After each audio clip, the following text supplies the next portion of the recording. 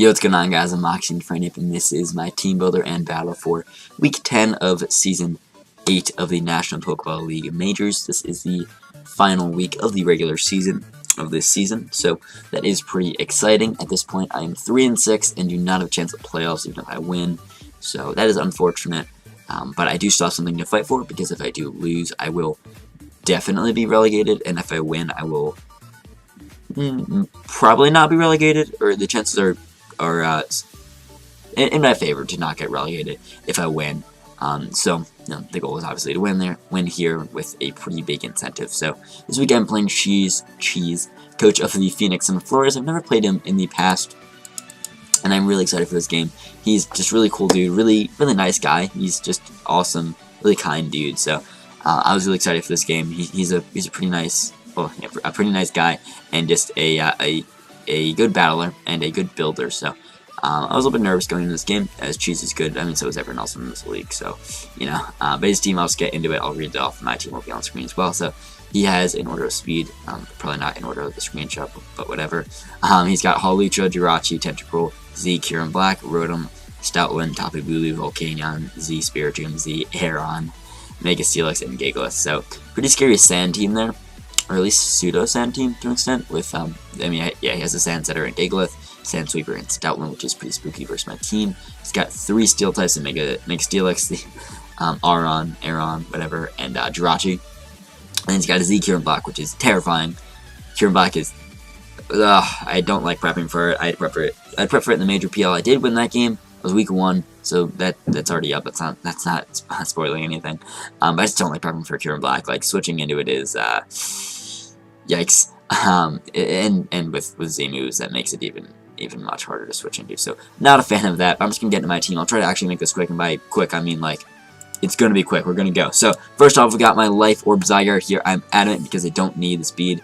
I don't need to be Jolly, so I can just creep the max speed Timid, or max speed Jolly, or Timid, whatever, Jirachi. So that's why I'm max speed adamant there. Life Orb is good, give me some power. Arrows, Sludge Wave, E-Speed, and Outrage is nice cards versus his team. I wanted Dragon Dance, but I couldn't really fit it on. I feel like I needed all those moves. Arrows is just really good versus most of his team, barring like Bulu, which I click Sludge Wave against. E-Speed is for stuff like Hawlucha, or like Scarf to Z-Heal Kieran, or like Stoutland in the sand. Then Outrage is mainly for Kieran Black, just in case if I do need a way of checking that, and if like Rachi's gone or he doesn't have any Steel type. So Outrage free spam, and also then his Fairy type being Bulu is gone, then I can really just spam Outrage. Probably won't be in that scenario to spam it, but I can at least force out the Kieran Black and maybe just pick up a kill versus it if he does not expect me to have it. Next we have my pretty defensive Arcanine here. So the EVs, I'm going to go over it. So it has enough speed for max speed Tim and Volcanion, as I do want to be able to hit that thing with a Wild Charge, and while I'm not OHKOing it, I can get off decent damage and weaken it down for my Metagross, which I'll show you guys that set in a second. And getting off damage on stuff like Volcanion will be very important for my Metagross in the late game. So set right here, Morning Sun, Wild Charge, E-Speed, Flare Blitz. I wanted Toxic and some other stuff, or like Close Combat or something for Gigalith, but I felt like these 3 offensive moves were the best that I could bring here. I feel like Bliss is helpful to let me hit all the Steel types, and Kieran Black for pretty good damage, and also like Rotom. And then E-Speed is good priority to hit stuff like Stoutland in the sand, Hawlucha with some speed boosts. And just help me check that, and Wild Charge gives me some more power to hit Stoutland, or not Stoutland, to hit Hawlucha if he tries to set up versus me, or to hit Volcanion there. So that's just what that's for. The Spadef is so I can live the. No, I'm investing in my defense, and the rest is Spadef, just give me general Spadef to take hits from like an Earth Power, or maybe 2 Earth Powers from Kieran Black. If he's like a Life Orb, he 2KOs me, but if he's like not very specially offensive and not Life Orb, I believe I can take 2. But the investment is in my defense, so I can take 2 Stone Edges from a Jolly Bulu, and I can also take a +2, really +1, because the Intimidate, High Jump Kick from a max attack Adamant Hawlucha. So that is really nice, just gives me some decent physical bulk to take a hit from Hawlucha, because I think he's a scary boy. Next, we got my win condition here, the Weakness Policy Metagross, so Agility, Meteor Mash, EQ, and Zen Headbutt. So the plan of this set is to set up, get the speed boost as I take a hopefully super effective hit that will activate my Weakness Policy, which will allow me to have 2 times attack and 2 times speed, and I guess 2 times special attack, that doesn't really come into play.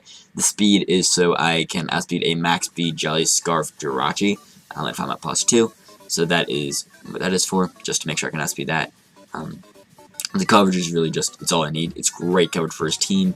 Mash, Zen Headbutt, and EQ hits everything on his team, really. It's just phenomenal coverage for his team. I hit almost everything super effectively, barring like Spiritomb, Stoutland, and Rotom, I think. I hit everything else super effectively with one of these 3 moves, so that's awesome. Some bulky stuff like Volcanion and Mega Steelix can still get pretty well, so I'm going to need some damage on those. And/or the attack boost, but I can still... This is just such a good win con late game. Like, really doesn't need that much damage on his team and can set up on a fair amount of things. And it's just a great win con. Now, setting up and taking the super effective hit is a lot harder than just setting up versus anything, taking any hit. But I do have some ways of actually giving me more setup opportunities to take a super effective hit, which I'll get into soon. So, next got my Mega Pidgeot here. So, Hurricane, Heat Wave, U-Turn, Tailwind. Just really 2 attacks, and then U-Turn's nice. U-Turn's just to pivot on mainly like Gigalith if wants to switch in on this. Or if like a bulky Rotom or something, or like Rashi. That's nice. And Tailwind is in the last slot there. In case maybe I want to sack off Pidge, I can click Tailwind, and then like die later that turn, and then bring in my Metagross with already having the +2 speed. So maybe I don't need to set up with Metagross. Maybe I cannot find the opportunity to set up, or maybe just sacking off Pidgeot to get off the Tailwind could be really helpful for my Metagross, or even just Tailwinding into like my Zygarde. That way I can outspeed Hawlucha or outspeed any Scarfers he has. Or like a Stoutland in the sand. So just passing the Tailwind into something else could be great, and it's just a nice offensive mon. His check sword aren't great. He does have Gigalith, but I'm kind of fine with Gigalith as that is a pretty easy mon for my Metagross to set up on, so I can take the Earthquake, get the weakness policy, and I take it fairly comfortably, so I can actually just set up on the same turn as well. So I'm okay if he does bring the Gigalith. If I can pivot out versus that, I'm fine with drawing that thing in. So then we have my Mew here. Pretty weird Mew. I think this is the weirdest Mew I've brought all season, but I love it. So dual screens, Endeavor, and Stealth Rock. So weird set, I know. So the speed is going to have to be max speed Jolly Curum. So this set is mainly designed. It could be a lead, but in case he wants to bring any defaulters like his Volcanion, Rotom, or Hawlucha, or even Rapid Spin on his Tentacle. I don't necessarily want to get rocks immediately, and I want to keep this thing fairly healthy. At least keep it around. That I can switch it into one of his big offensive mons like Volcanion, like Curum Black. Maybe Hawlucha, but maybe not initially. I mean, that'll come down to the scenario.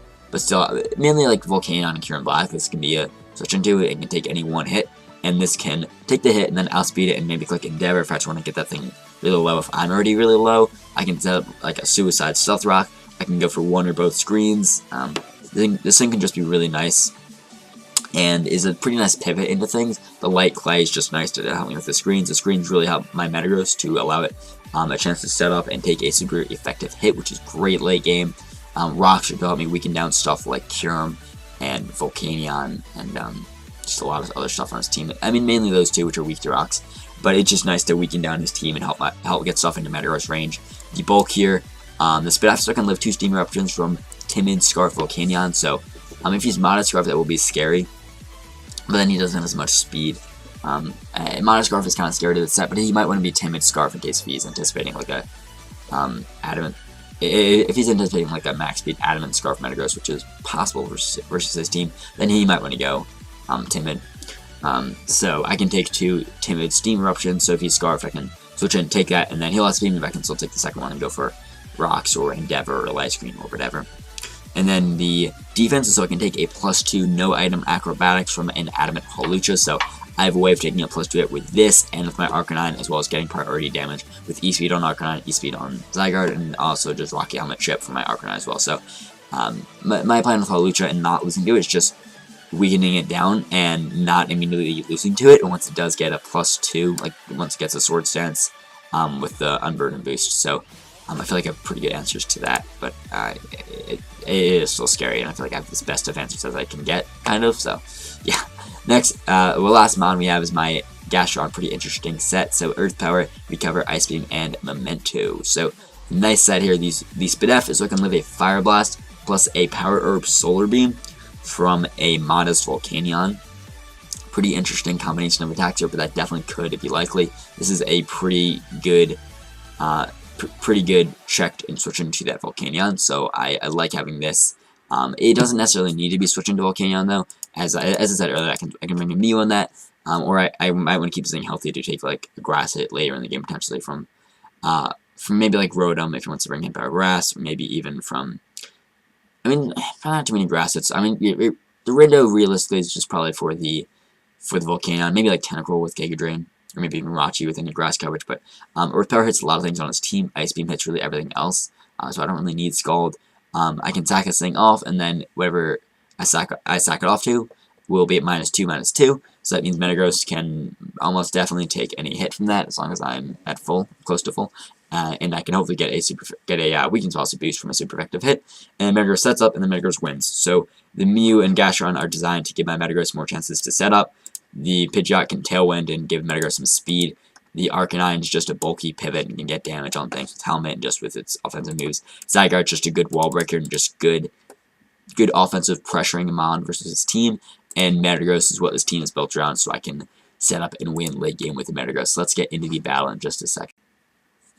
So, back with the battle that will pretty much decide if I get relegated or not.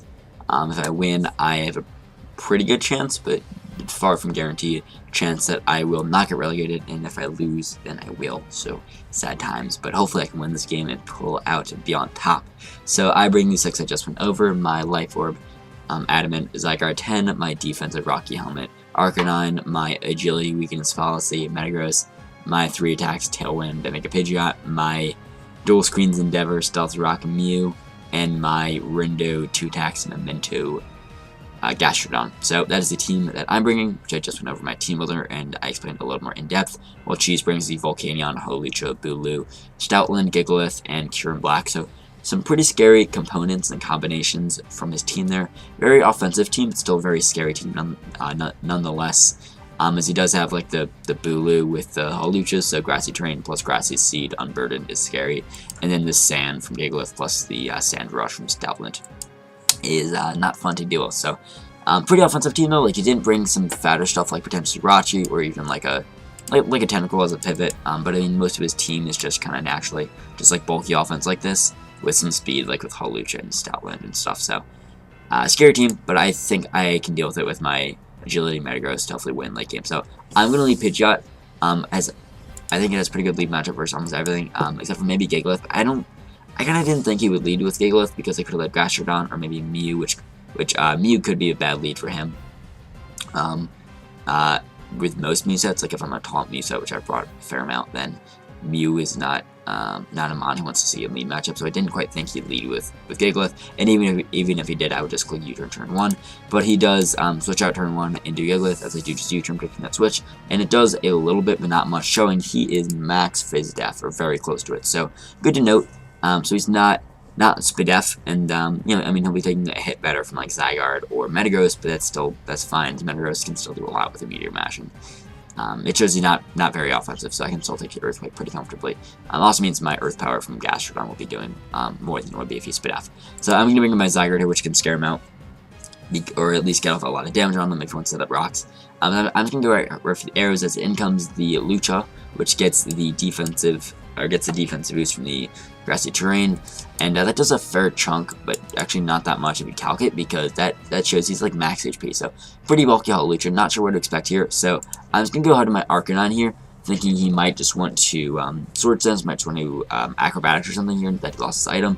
I'm just going to go into Arcanine, which can take it, as he does go for the bulk up here, so now I wish I'd Roar, that would have been great. I didn't think about it too much in prep, I did kind of consider it at one point, but I wanted the coverage. Maybe I didn't need Wild Charge, but I mean, I don't know. I kind of wanted it for Volcanion. Maybe I didn't need Flare Blitz, but I mean, then I kind of need it for Bulu, and then E-Speed.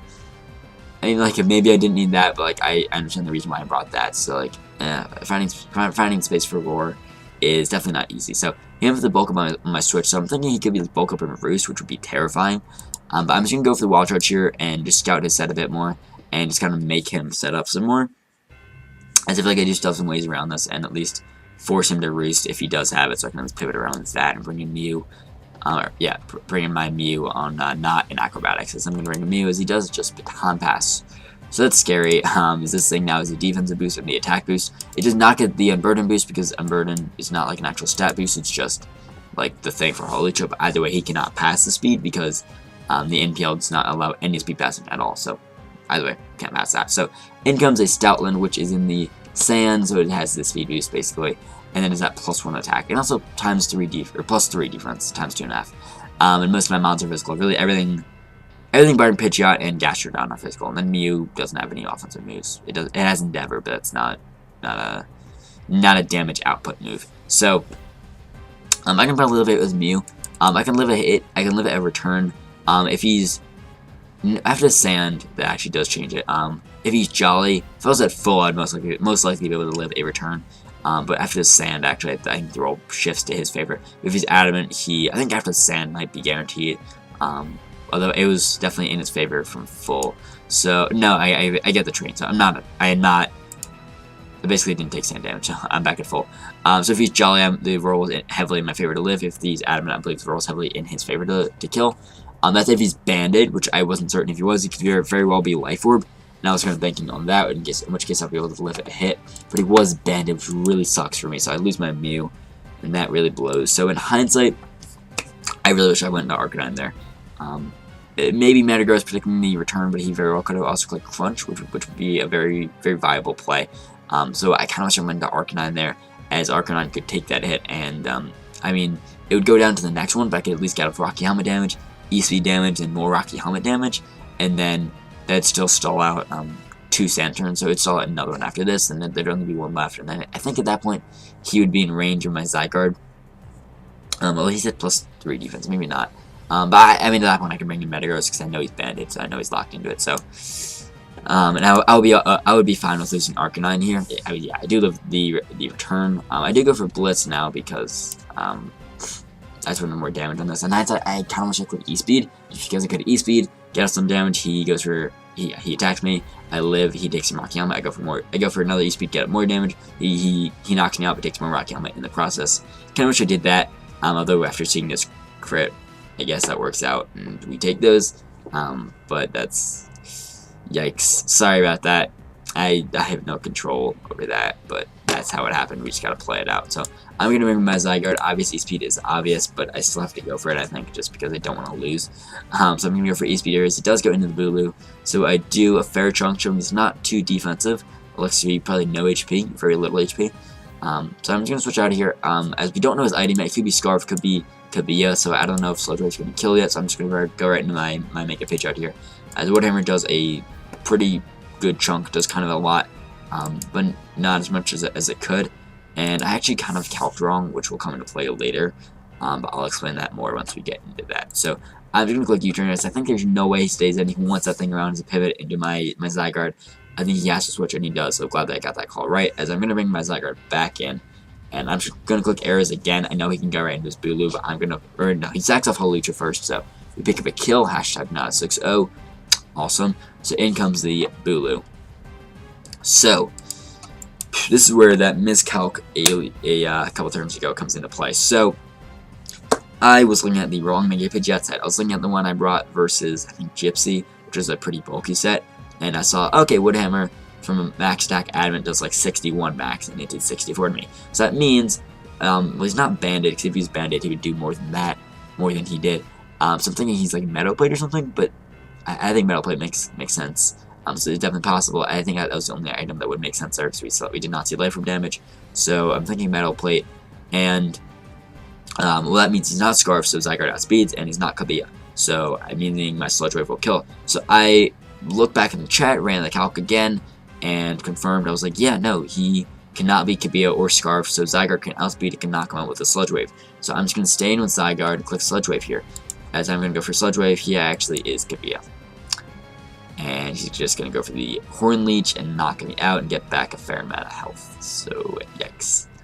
As I said, the reason that happened is because I calced incorrectly. I used the wrong Mega Pidgeot set, and I just made a silly mistake.